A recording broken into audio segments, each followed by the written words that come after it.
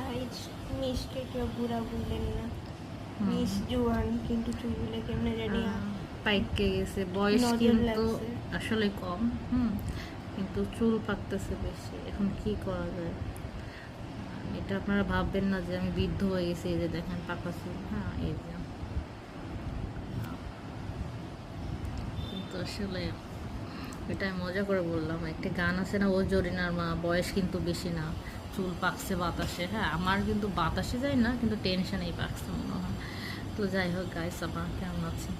এখানে একটা অনেকদিন পর আপনাদের সাথে আসলে কথা দেখা। তো বেশ, আমার একটু বেশ চুল পড়তেছে, চান্দি পর্যন্ত দেখা যাচ্ছে।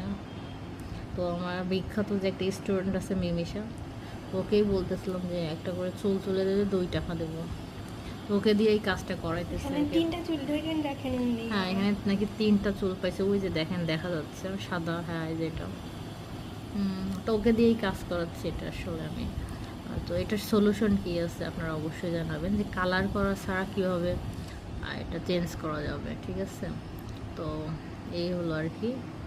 যাই হোক, তো আপনারা অবশ্যই জানাবেন আমাদের আসলে ভিডিওগুলো কেমন দেখে। আর সবাই আমাদের ইউটিউব চ্যানেলটাকে অবশ্যই সাবস্ক্রাইব করবেন, লাইক কমেন্ট অবশ্যই করবেন, ঠিক আছে?